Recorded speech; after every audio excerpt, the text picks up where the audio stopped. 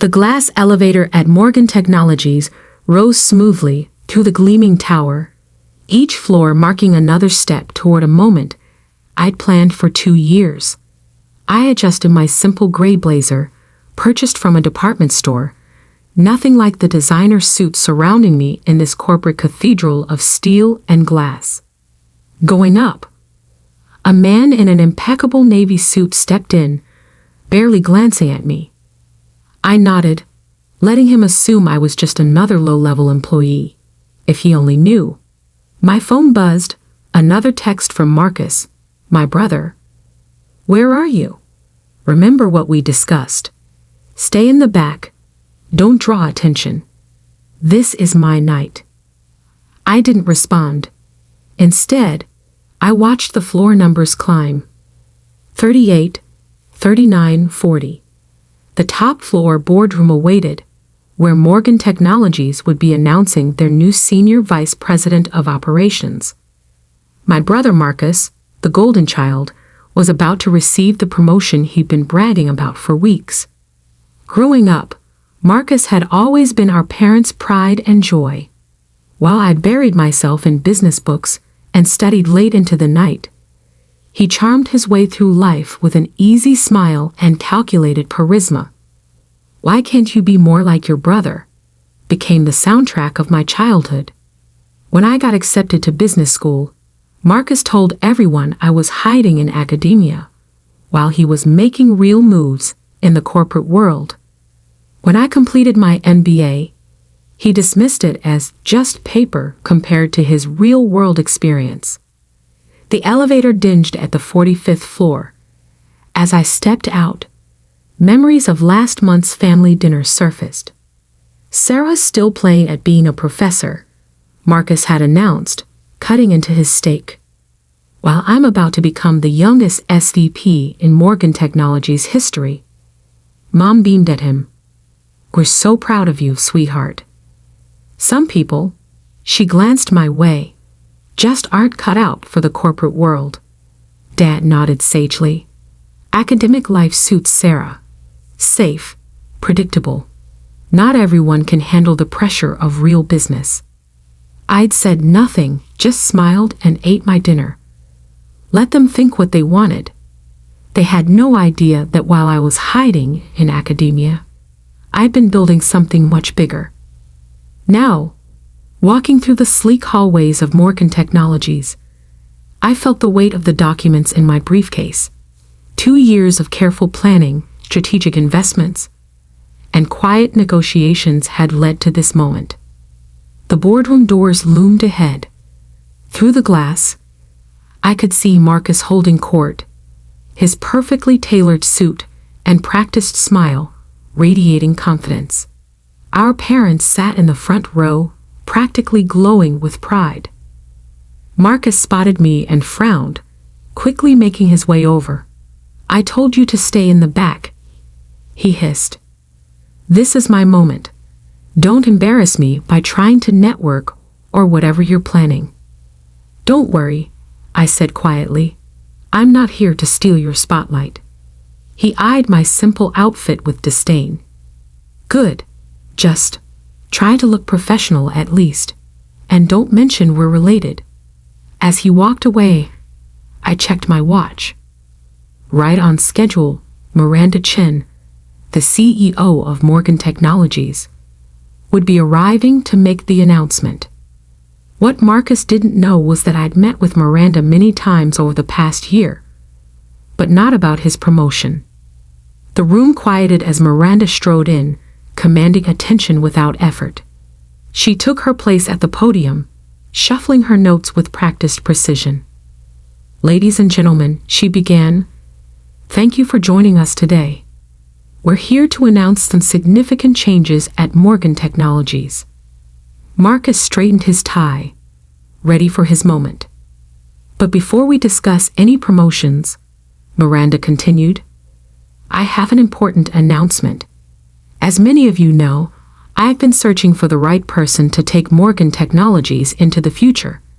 Someone with vision, integrity, and a deep understanding of where this industry is heading." She paused, scanning the room. Marcus's smile widened. That search led me to someone who impressed me not just with their business acumen, but with their innovative approach to technology and leadership. Someone who quietly built an investment portfolio that includes controlling interests in 3 of our major competitors. Marcus's smile faltered slightly. This wasn't part of his script. Over the past year, this person has been systematically acquiring shares in Morgan Technologies through various investment vehicles. As of this morning, they've succeeded in purchasing a controlling interest in our company. The room broke into confused murmurs. Marcus's face had gone pale.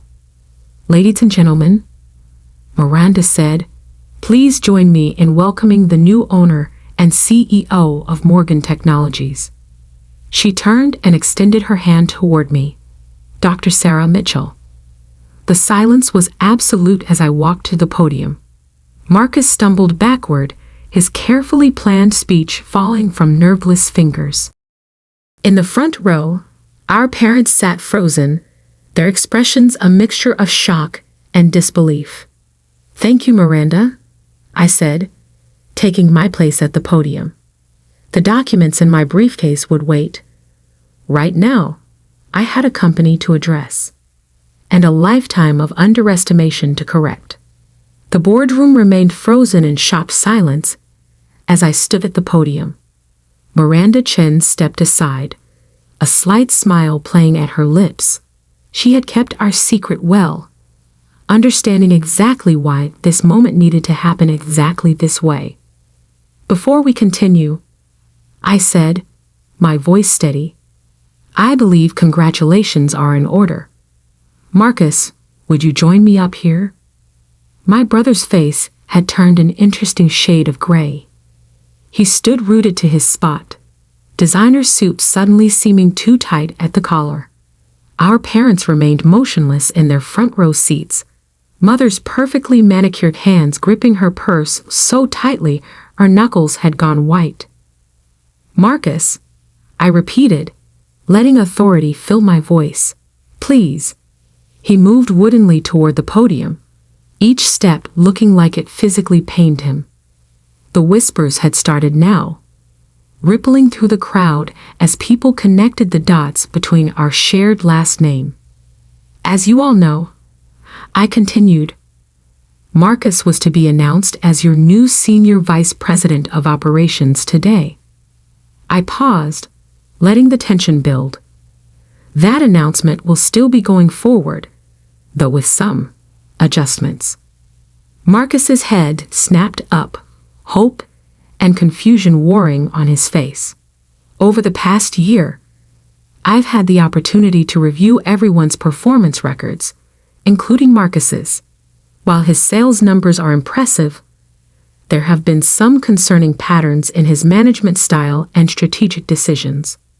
I opened my briefcase and removed a folder, watching Marcus's eyes track my movements. Specifically, the Harrison account proposal from last quarter. I held up a document, the one where you took credit for Jennifer Torres's work while she was on maternity leave. The color drained from Marcus's face. In the audience, a young woman in a charcoal suit sat straighter. "Or the Stevens Technology merger," I continued, extracting another file, "where you conveniently failed to mention the massive pension liability that would come with the acquisition. The liability you discovered during due diligence but chose to hide." That's taken out of context," Marcus stammered, finding his voice. "You don't understand how business works in the real world. Sometimes you have to make morally questionable decisions to get ahead." I finished for him. "Steal credit from your subordinates. Hide critical information from the board." Our father stood up suddenly. "Now see here," he blustered, his face reddening. "You can't just walk in here and start making accusations. Marcus has worked his way up through a combination of charm, manipulation, and taking credit for others' work." I cut in. "Yes, I know exactly how he's worked his way up. I've spent the last year reviewing every decision, every proposal, every partnership he's been involved with. I turn to address the room at large. Morgan Technologies has an incredible team of dedicated, innovative professionals. People who work hard, support each other, and operate with integrity. Starting today, those are the people who will be recognized and rewarded. My eyes found Jennifer Torres in the crowd. Ms. Torres, I'd like to meet with you tomorrow morning to discuss your actual contributions to the Harrison Project and your thoughts on leading the new digital transformation initiative. Jennifer sat up straighter, a slow smile spreading across her face as Marcus seemed to shrink beside me. This is ridiculous. Our mother's voice cut through the room as she stood, designer heels clicking on the hardwood floor. Sarah, you've always been jealous of your brother's success. This little power play of yours. Mrs. Mitchell, Miranda interrupted smoothly. Perhaps we should continue this family discussion privately. The board and I have some organizational announcements to make. I nodded. My office, I said, indicating the large corner office that had been prepared over the past week.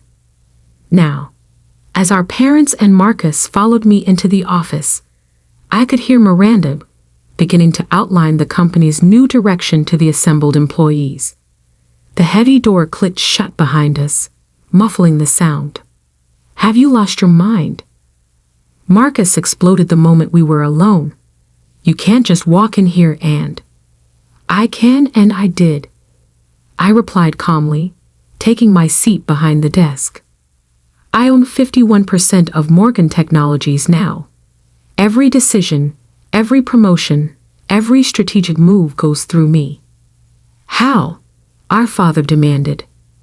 Where did you get that kind of money? This company is worth billions. I leaned back in my chair. Remember that silly little consulting firm I started during my hiding in academia phase? Turns out there's good money in helping tech companies optimize their operations and identify acquisition targets. I smiled. Very good money, when you do it right. But you live in that tiny apartment. Our mother protested. You drive a used car. You shop at department stores. Because I was investing everything into building something bigger, I opened my laptop. Now let's discuss Marcus's new position. New position? Marcus sputtered. I'm supposed to be senior vice president. You were, I agreed. But given the pattern of ethical violations I've uncovered, that's no longer appropriate.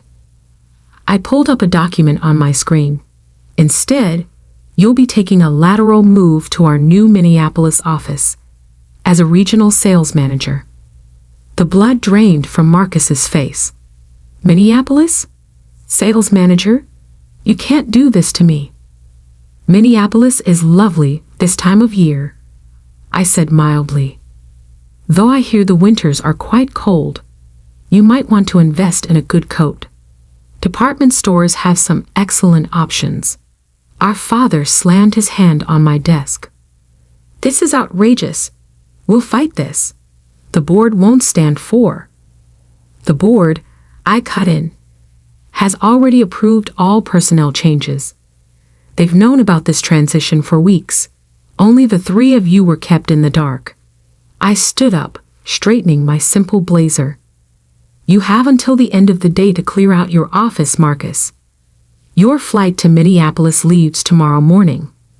First class, of course. I'm not completely heartless. And if I refuse? Marcus challenged, though his voice shook slightly.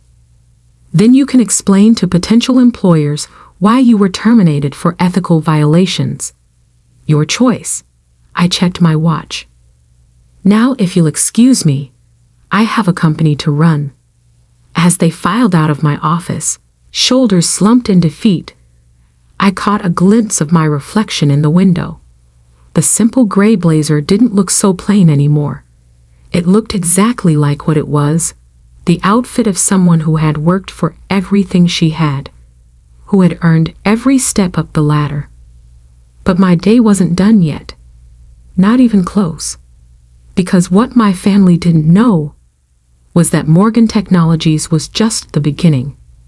The real changes, the ones that would reshape not just our family dynamic, but the entire industry, were still to come. I picked up my phone and dialed a familiar number. "Everything's in place," I said when the line connected. Time for phase 2. 3 months after taking control of Morgan Technologies, I sat in my office reviewing quarterly reports. The Minneapolis weather update on my screen showed heavy snow. I wondered if Marcus had bought that winter coat yet. A soft knock on my door interrupted my thoughts. "Come in," I called, already knowing who it would be. Jennifer Torres entered, carrying a tablet and looking considerably more confident than she had 3 months ago.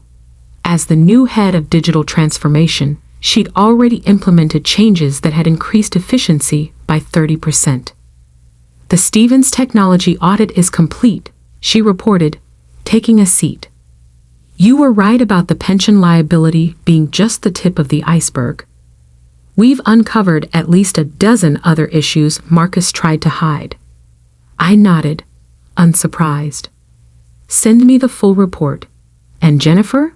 Good work." She smiled, the smile of someone who was finally being recognized for their talents. "There's something else.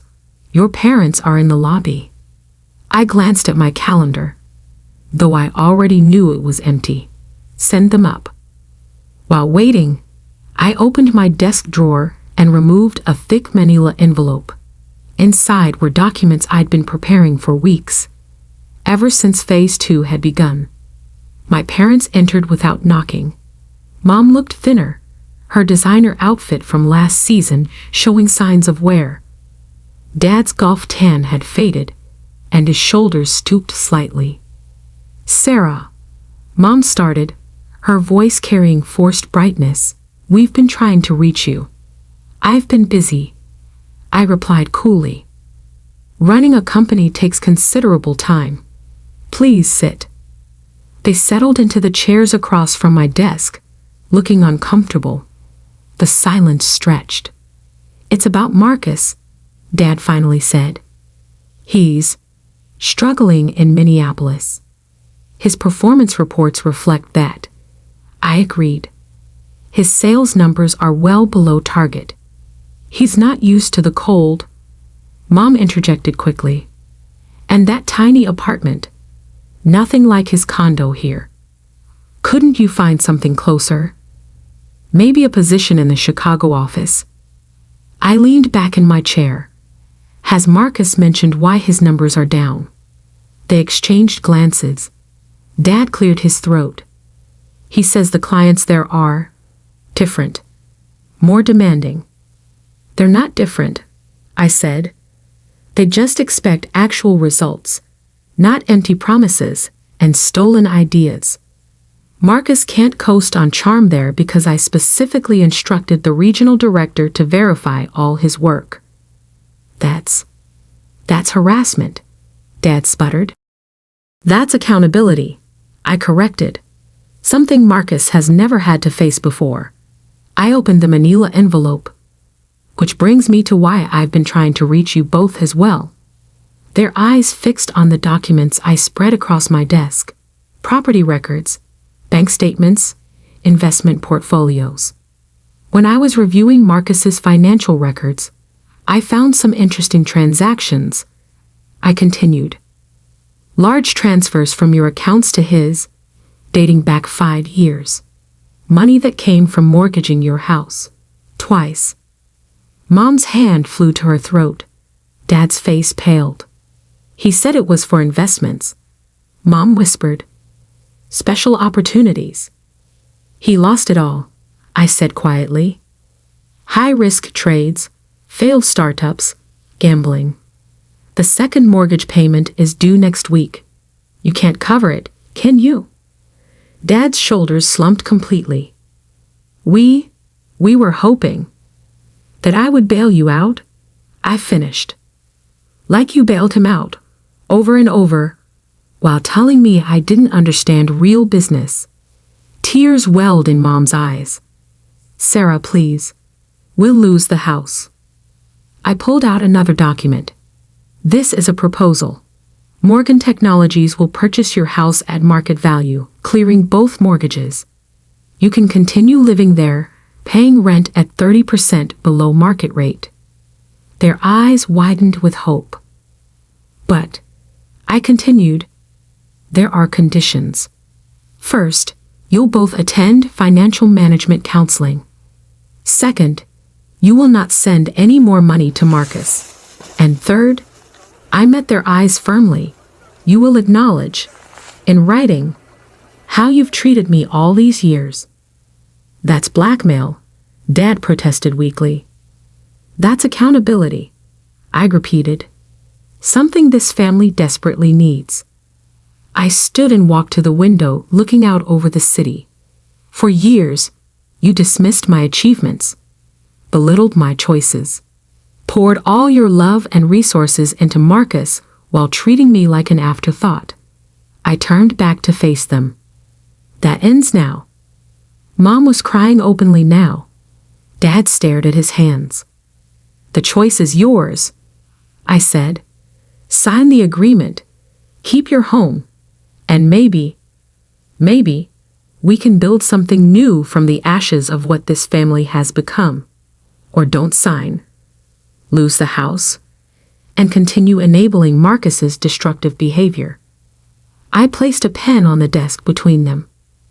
But understand this. I'm not doing this for revenge. I'm doing this because sometimes love means forcing people to face hard truths. The silence stretched for a long moment. Then slowly, Dad reached for the pen. As they signed, my phone buzzed with a text from Minneapolis. Marcus had finally hit rock bottom, admitting to his regional director that he needed help. I'd already arranged for him to enter a program that would address his gambling addiction and teach him actual business ethics. Looking at my parents, I saw something I'd never seen before in their eyes when they looked at me. Respect. And maybe, just maybe, the beginning of understanding. The car will take you home, I said, pressing a button to summon my driver. The counselor will contact you tomorrow to set up your first session. They stood, looking somehow both smaller and lighter than when they'd entered. Sarah. Mom paused at the door. I'm sorry. For everything.